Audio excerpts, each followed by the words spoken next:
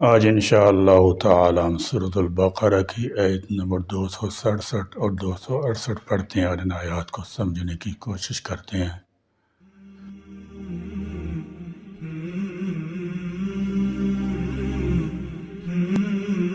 اعوذ باللہ من الشیطان الرجیم، بسم اللہ الرحمن الرحیم۔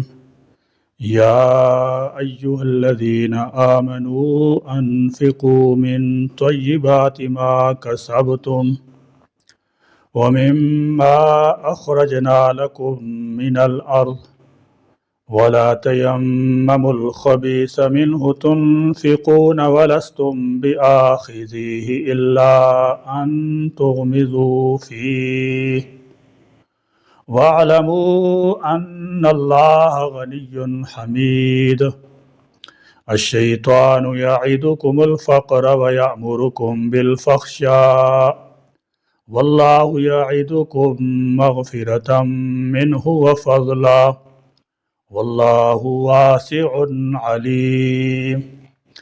یا ایھا الذین، اے وہ لوگو جو آمنو ایمان لائے ہو، انفقو تم خرچ کرو، من طیبات ان پاکیزہ چیزوں میں سے، ما کسبتم جو تم کماؤ، ومما اور ان میں سے بھی جو اخرجنا ہم نے نکالی، لکم تمہارے لیے، من الارض زمین سے، ولا اور نہ تیممو تم ارادہ کرو، الخبیث خراب چیز کا، منہ اس میں سے، تنفقون کہ تم خرچ کرو، ولستم اور نہیں ہو تم، بیاخذیہ لینے والے اس چیز کو، الا مگر، ان یہ کہ تغمضو تم چشم پوشی کرو، فی اس میں، وَاعْلَمُوا اور تم جان لو،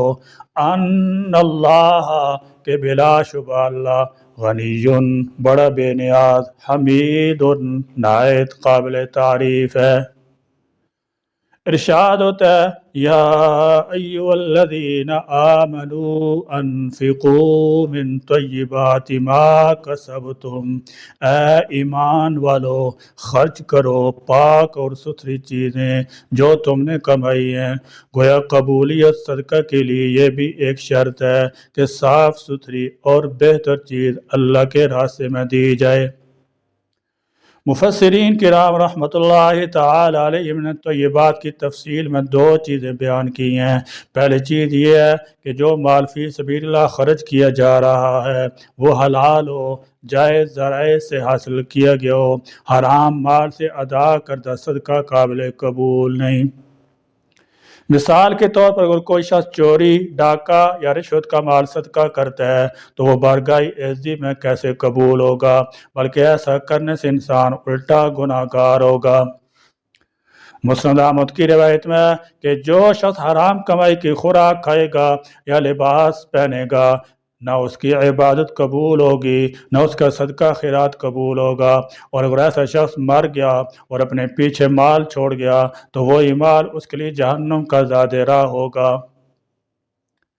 بعض چیزیں تو شرعاً قطعی حرام ہیں اور بعض مشتبہ ہوتی ہیں۔ مشتبہ مال کی خیرات بھی درجہ قبول کی نہیں پہنچتی، کیونکہ واضح حکم موجود ہے، کُلُوا مما فی الارض حلالا طیبا، یعنی حلال اور پاکیزہ چیزیں کھاؤ، حرام سے پرہیز کرو۔ طیب کا دوسرا مفہوم یہ ہے کہ جو چیز بھی صدقہ میں دی جا رہی ہے وہ اعلیٰ اور بہتر ہو، نہ کہ نکمی اور ردی چیز۔ ایسا نہیں ہونا چاہیے کہ اچھی چیز اپنے لیے رکھ لی جائے اور کم تر چیز زکوٰۃ و صدقات میں دی جائے۔ حدیث شریف میں آتا ہے کہ بعض لوگ ایسے ہیں جو کھجور کے اچھے گچھے اپنے واسطے محفوظ کر لیتے ہیں اور کم تر گچھے اصحاب صفے کے لیے لٹکا دیتے ہیں۔ اللہ تعالیٰ جل شانہ نے ایسے تقسیم سے منع فرمایا ہے۔ جب تم خود ردی چیز کو پسند نہیں کرتے تو اللہ تعالیٰ اسے کیسے پسند کرے گا؟ لہذا زکوٰۃ صدقات میں بہتر چیز دینی چاہیے۔ فرمایا اے اہل ایمان، ان پاکیزہ چیزوں میں سے خرچ کرو، ما کسبتم، جو تم نے کمائی ہے۔ اب کمائی کی بھی مختلف صورتیں ہیں، من جملہ ان کی کمائی کا اولین ذریعہ انسان کی ذاتی محنت مشقت ہے۔ کوئی تجارت کرتا ہے، کوئی دکاندار ہے، کوئی ملازم ہے، کوئی کارخانہ دار ہے یا مزدور ہے، یہ سب ذاتی آمدن کے ذرائع ہیں۔ آمدن کے بعد دوسرے ذرائع اضطراری ہوتے ہیں جن میں انسان کی ذاتی مشقت کا دخل نہیں ہوتا۔ مثلا کہیں سے ہدیہ مل گیا، وصیت کے ذریعے کوئی چیز حاصل ہو گئی، یا اسے وراثت سے حصہ مل گیا۔ ان ذرائع سے حاصل شدہ مال بھی انسان کی ملکیت ہوتا ہے، تو پاکیزہ چیزیں خرچ کرنے کا قانون ان تمام ذرائع سے حاصل شدہ آمدنی پر ہوگا۔ لہذا حکم ہوا ہے کہ تم جس حلال مال سے بھی خرچ کرنا چاہو، اچھی اور بہتر چیز دو۔ براہ راست خود محنت کر کمانے کے علاوہ ایک ذریعہ آمدنی زرعی پیداوار بھی ہے۔ اس کے متعلق اللہ تعالیٰ جل شانہ نے فرمایا کہ اس میں سے بھی خرچ کرو۔ فرمایا وَمِمَّا أَخْرَجْنَا لَكُم مِّنَ الْأَرْضِ، ہم نے تمہارے لیے زمین سے نکالا۔ زرعی پیداوار میں ہر قسم کا غلہ، مثلا گندم، جو، چاول، مکئی، باجرہ، دالیں وغیرہ بھی شامل ہیں۔ اس کے علاوہ ہر قسم کا پھل، سبزیاں بھی زرعی پیداوار ہیں۔ اب رہا یہ سوال کہ کتنا خرچ کیا جائے، تو سب سے پہلے جو کچھ قرض ہے وہ ادا ہونا چاہیے۔ جس طرح تجارت وغیرہ کے مال میں کل مال کا 40% زکوٰۃ فرض ہے، اس طرح زرعی پیداوار سے عشر یعنی 10واں حصہ اللہ کی راہ میں خرچ کرنا فرض ہے۔ البتہ اس مت کے دو حصے ہیں، بارانی زمین یعنی جو زمین مالک کی مشقت کے بغیر سیراب ہوتی ہو، اس میں سے 10واں حصہ، اور جو نہری یا چاہی زمین ہے یعنی ایسی زرعی زمین جس کی آبپاشی فصل کو پانی دینا کنویں، چاہ، ٹیوب ویل، نل، چاہی یا تالاب کے پانی سے کی جائے، اسے چاہی زمین کہتے ہیں۔ یہ لفظ فارسی کے لفظ چاہ یعنی کنویں سے نکلا ہے، بارانی کی ضد ہے۔ یہ بارانی صرف بارش پر منحصر زمین کی ضد ہے، کیونکہ چاہی زمین میں پانی کا انتظام مستقل ہوتا ہے جس سے مالک خود محنت کر کے پانی پہنچاتا ہے۔ اس میں سے 20واں حصہ نکالنا فرض ہے۔ البتہ بعض خودرو چیزیں جیسے گھاس، لکڑیاں اور کانے، ان 3 چیزوں پر عشر نہیں ہے، یہ معاف ہیں اگر یہ چیزیں خود کاشت کی جائیں۔ چارے کے لیے گھاس وغیرہ خود بوئی جائے، لکڑی کے لیے درخت لگائے جائیں یا کانے کی کاشت کی جائے تو پھر ان پر بھی عشر ادا کرنا ہوگا۔ امام ابو حنیفہ کا یہی فتویٰ ہے۔ عشر کی ادائیگی تو فرض ہے، یہ تو لازمی ہے۔ اس کے علاوہ اگر کوئی مزید خرچ کرے گا تو وہ نوافل میں شمار ہوگا اور موجب اجر و ثواب ہوگا۔ یہاں پر ایک شبہ کا ازالہ بھی ضروری ہے۔ حضور اکرم صلی اللہ تعالی علیہ وسلم کی حدیث ہے، لیس فی الحضراوات صدقۃ، صدقہ یعنی سبزیوں میں صدقہ نہیں ہے۔ یہ ایک حدیث کا ٹکڑا ہے۔ حدیث کی وضاحت اور احکام۔ بنیادی مفہوم اس حدیث کا مطلب یہ ہے کہ جو سبزیاں ذخیرہ نہیں کی جا سکتی، جلدی خراب ہو جاتی ہیں، ان پر کاشتکار کو عشر پیداوار کا 10واں حصہ دینا واجب نہیں ہے، حالانکہ یہ بھی زرعی پیداوار ہے اور زمین سے نکلتی ہے۔ امام ابو حنیفہ رحمۃ اللہ تعالی علیہ فرماتے ہیں کہ اس حدیث کا یہ مطلب نہیں ہے کہ سبزیوں پر عشر بالکل معاف ہے، بلکہ اس کا مطلب یہ ہے کہ سبزیوں کو عشر سرکاری خزانے میں جمع کرانے کی ضرورت نہیں، مالک خود اپنی ثوابدید کے مطابق مستحقین میں تقسیم کر دے۔ اس کی وجہ یہ بتاتے ہیں کہ سبزیاں جلد خراب ہو جانے والی چیز ہے، سرکاری انتظام میں پہنچتے پہنچتے پھر تقسیم ہونے تک اس کے ضائع ہو جانے کا خدشہ ہے۔ اس لیے سبزی عشر یعنی 10واں یا 20واں حصہ مالک کو خود تقسیم کر دینا چاہیے۔ مثال کے طور پر اگر سبزی کے 10 گٹھے حاصل ہوئے ہیں تو ان میں سے ایک اللہ تعالیٰ کی راہ میں دے دے، یا اگر زمین چاہی یا نہری ہے تو 20 گٹھوں میں سے ایک ادا کرے، علی ھذا القیاس۔ یہی مسلک قرآن و سنت سے موافقت رکھتا ہے۔ زمین کی پیداوار کا ایک اور ذریعہ معدنیات ہے۔ عام زمین میں اور پہاڑوں میں کانیں پائی جاتی ہیں جن سے تانبا، نمک، کوئلہ، لوہا، سونا، چاندی، تیل وغیرہ نکلتا ہے۔ ان تمام چیزوں کی زکوٰۃ خمس یعنی کل آمدنی کا 5واں حصہ ہے۔ چونکہ ان اشیاء کی پیداوار کے لیے عموماً محنت کی ضرورت نہیں ہوتی، نہ بیج، نہ پانی، نہ نلائی وغیرہ، اس لیے اس کی کل آمدنی کا 5واں حصہ یعنی 20% ادا کرنا ضروری ہے۔ البتہ ایک مسئلہ فقہائے کرام کے درمیان مختلف فی ہے کہ ان کانوں کا مالک کون ہے۔ امام ابو حنیفہ، امام شافعی، امام احمد رحمۃ اللہ تعالی علیہ فرماتے ہیں کہ کانوں کا مالک وہ شخص ہے جس کی اراضی سے معدنیات برآمد ہو، لہذا خمس بھی وہی ادا کرے گا۔ اگر یہ معدنیات کسی عام جنگل، صحرا یا سمندر سے نکلیں تو ان کی مالک حکومت ہوگی۔ البتہ امام مالک رحمۃ اللہ تعالی علیہ کا مسلک یہ ہے کہ کان خاک کہیں بھی نکلے اس کی مالک حکومت ہے۔ امام مالک صاحب انفرادی ملکیت کو تسلیم نہیں کرتے۔ بہرحال فرمایا کہ اگر کمائی تمہاری ذاتی محنت مشقت کی ہے تو پھر اس میں سے حلال طیب چیزیں اللہ کی راہ میں خرچ کرو، اور جو زمین کی پیداوار ہے اس میں سے بھی اچھی چیز خرچ کرو۔ وَلَا تَيَمَّمُوا الْخَبِيثَ مِنْهُ تُنْفِقُونَ، اور ردی یا کم تر چیز خرچ کرنے کا ارادہ نہ کرو۔ خبیث مراد ردی یا گھٹیا چیز ہے، اس کا اطلاق ناپاک چیز پر بھی ہوتا ہے۔ اللہ کی راہ میں صاف ستھری چیز دینی چاہیے، کیونکہ وَلَسْتُمْ بِآخِذِيهِ، گھٹیا چیز جب تم خود لینے کے لیے تیار نہیں ہو تو اللہ تعالیٰ کی راہ میں ایسی چیز کیوں دیتے ہو؟ گھٹیا چیز قبول کرنے کی ایک صورت یہ ہے،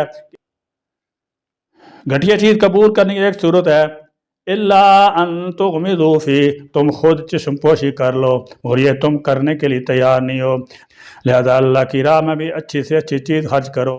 قرآن کریم کی سورہ آل عمران آیت نمبر 92 میں اللہ تعالیٰ کا ارشاد ہے لَن تَنَالُوا الْبِرَّ حَتَّى تُنْفِقُوا مِمَّا تُحِبُّونَ، تم ہرگز نیکی کو نہیں پہنچ سکتے جب تک تم اپنی پسندیدہ چیز خرچ نہ کرو۔ ظاہر ہے کہ ہر شخص کے لیے اچھی، صاف ستھری، بہتر چیز ہی پسند ہوتی ہے، لہذا بہتر چیز ہی فی سبیل اللہ بھی ادا کرو۔ پاکیزہ چیز کے سلسلے میں ترمذی شریف کی حدیث ہے، حضور صلی اللہ تعالی علیہ وسلم نے فرمایا لا يقبل اللہ صلاة الا بطہور ولا صدقة من غلول، یعنی طہارت کے بغیر اللہ تعالیٰ نماز قبول نہیں کرتا اور خیانت کے مال سے صدقہ قبول نہیں کرتا۔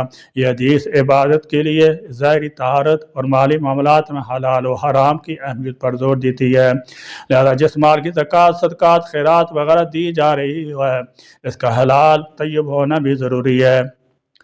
وَاعْلَمُوا، اچھے سے جان لو، ان اللہ غنی حمید، کہ اللہ تعالیٰ بے پرواہ، بے نیاز ہے، اس کو تمہارے صدقات خیرات کی کوئی ضرورت نہیں، یہ تو تمہارے اپنی فائدے کے لیے ہے تاکہ تم اس سے آخرت میں مستفید ہو سکو۔ یہ دنیا میں غرباء مساکین کی اعانت کا ایک ذریعہ ہے، یہ تمہارے اپنے اخلاق بھی اس کی وجہ سے عالی ہوں گے، اللہ تعالیٰ تم پر راضی ہوں گے۔ اللہ تعالیٰ حمید یعنی تمام خوبیوں کا مالک خود ہے، تم اچھا کام کرو یا برا کرو وہ بے نیاز ہے۔ تمہارے اچھے اعمال نہ اس کی خدائی میں اضافہ کر سکتے ہیں، نہ تمہارے برے اعمال اس کی خدائی پر اثر انداز ہو سکتے ہیں۔ اللہ تعالیٰ نے مال دیا ہے تو اس کی راہ میں خرچ کرو اور اس کا شکریہ ادا کرو کہ اس نے تمہیں انعام سے نوازا ہے۔ الشیطان، شیطان، یعیدکم، تمہیں ڈراتا ہے، الفقر، تنگ دستی سے، ویامرکم، اور وہ تمہیں حکم دیتا ہے، بالفحشاء، بے حیائی کا، واللہ، اور اللہ، یعیدکم، تم سے وعدہ کرتا ہے، مغفرۃ منہ، اپنی بخشش کا، وفضلا، اور فضل کا، واللہ، اور اللہ، واسع، نہایت وسعت والا، علیم، خوب جاننے والا ہے۔ فرمایا الشیطان یعدکم الفقر، شیطان تمہیں فقر سے ڈراتا ہے۔ مفسرین کرام فرماتے ہیں کہ شیطان انسان پر اس طرح حملہ آور ہوتا ہے کہ اگر مال تھوڑا ہے تو وہ بہکاتا ہے کہ اگر یہ مال صدقات میں دے دیا تو پھر تمہارے پاس کچھ نہیں بچے گا، تم مفلس ہو کر دوسرے کے محتاج ہو جاؤ گے۔ جب اس قسم کا خیال آئے تو سمجھ لینا چاہیے کہ یہ شیطانی وسوسہ ہے۔ اگر مال قلیل بھی ہے تو اس میں سے کچھ نہ کچھ دے دو، اللہ تعالیٰ بقیہ مال میں برکت دے گا۔ سورہ سبا آیت نمبر 39 کا حصہ ہے، وَمَا أَنفَقْتُم مِّن شَيْءٍ فَهُوَ يُخْلِفُهُ، اور خرچ کرو گے تو اللہ تعالیٰ اس کی جگہ کسی دوسرے ذریعہ مال دے دے گا۔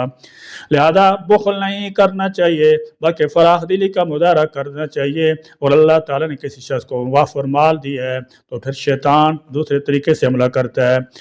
وَيَأْمُرُكُمْ بِالْفَحْشَاءِ، وہ تمہیں بے حیائی کا حکم دیتا ہے، مطلب یہ ہے کہ مالدار آدمی کو فحاشی کے کاموں کی طرف لگا دیتا ہے کہ فکر نہ کرو تمہارے پاس بہت مال ہے، خوب عیش و عشرت کی زندگی بسر کرو، دنیا میں بار بار نہیں آنا، لہذا کھاؤ پیو عیش کرو، یا پھر اس کا مال کھیل تماشے یا فضول رسم و رواج میں خرچ کرواتا ہے۔ کہیں دھوم دھام سے شادی ہو رہی ہے، سالگرہ منائی جا رہی ہے اور لاکھوں روپیہ ان فضول رسم و رواج پر ضائع کی جا رہا ہے، یہ سب شیطان کے بہکاوے ہیں۔ فرمایا اس کے برخلاف اللہ تعالیٰ تمہیں ابدی نعمتوں سے نوازنا چاہتا ہے۔ واللہ یعدکم مغفرۃ منہ وفضلا، اللہ تعالیٰ تم سے مغفرت فضل کا وعدہ کرتا ہے، اور اس کے حکم کے مطابق اس کے راستے میں خرچ کرو گے تو اللہ تعالیٰ تمہارے گناہ معاف فرما دے گا، دنیا میں بھی برکت عطا کرے گا اور آخرت میں اپنے فضل سے جنت میں داخل کر دے گا، یہ اس کا وعدہ ہے۔ لہذا شیطان کے بہکاوے میں نہ آنا، اللہ تعالیٰ کے وعدے پر یقین کر کے اس کے احکام کی بجاوری کرو اور دائمی فلاح پا جاؤ۔ واللہ واسع علیم، اللہ تعالیٰ بڑا ہی وسعت والا ہے، اس کے خزانے بہت وسیع ہیں، وہ اپنے بندوں کو مایوس نہیں لوٹاتا بلکہ انہیں دگنا چگنا عطا کرتا ہے، وہ ہر چیز کو جاننے والا بھی ہے، وہ علیم بذات الصدور بھی ہے، تمہارے نیتوں تک سے واقف ہے۔ جس قدر اخلاص تمہارے دلوں میں موجود ہوگا اللہ تعالیٰ اس کے مطابق بڑھا چڑھا کر تمہیں عطا کریں گے۔ اللہ تعالیٰ میں قرآن کی روشنی میں اپنی زندگیوں کو سنوارنے اور اس کی ہدایات پر عمل کرنے کی توفیق عطا فرمائے۔ آمین۔ وآخر دعوانا الحمدللہ رب العالمین۔